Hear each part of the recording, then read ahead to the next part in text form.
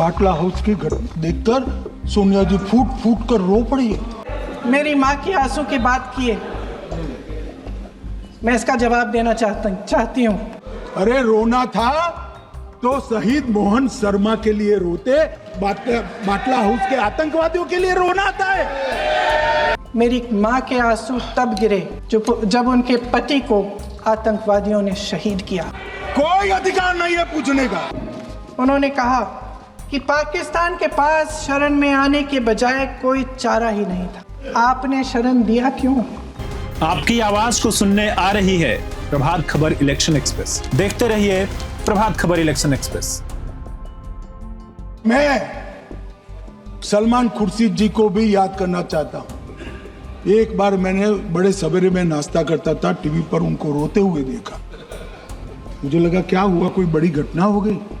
तो रोते रोते वो श्रीमती सोनिया गांधी के घर से बाहर आ गए कि बाटला हाउस की घटना देखकर सोनिया जी फूट फूट कर रो पड़ी है।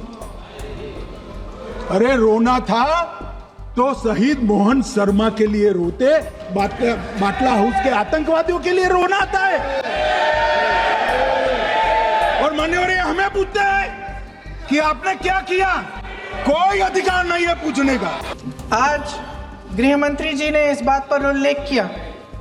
उन्होंने कहा, उनके शब्दों में उन्होंने कहा कि पाकिस्तान के पास शरण में आने के बजाय कोई चारा ही नहीं था। आपने शरण दिया क्यों? वो आते हैं आपके देश के अंदर, लोगों को मार डालते हैं और आप उनको शरण दे रहे हैं। क्यों दिया शरण? इसका जवाब क्यों नहीं दिया है एक भी भाषण में?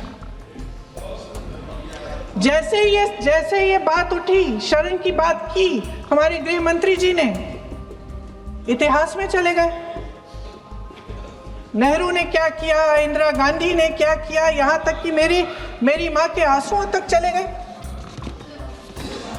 लेकिन इस सवाल का जवाब नहीं दिया कि ये सीज फायर हुआ क्यों, ये जंग रुका क्यों, और तब क्यों रुका जब दुश्मन के पास कोई चारा नहीं था हमारे श्रेय में आने के बजाय।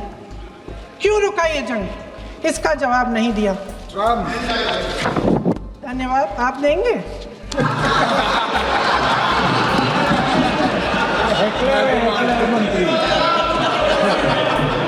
देना भाई देना, आपको टाइम मिलेगा तो।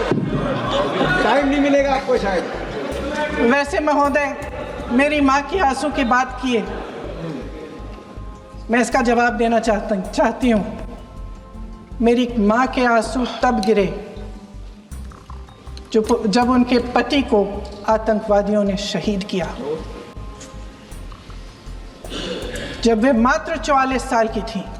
और आज अगर मैं इस सदन में खड़ी हूं और उन 26 लोगों की बात कर रही हूं, मैं इसलिए कर रही हूं क्योंकि मैं उनका दर्द जानती हूं, महसूस करती हूं।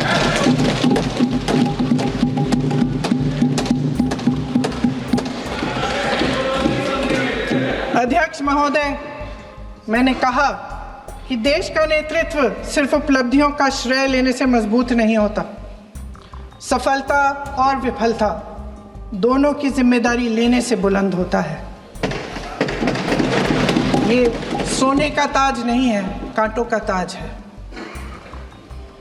अध्यक्ष महोदय, जब सरकार झूठी और कायर हो तो वे बहादुर से बहादुर सेना के साहस और पराक्रम को भी कमजोर कर देती है। प्रभातखबर.com, विश्वास वही, रफ्तार नहीं।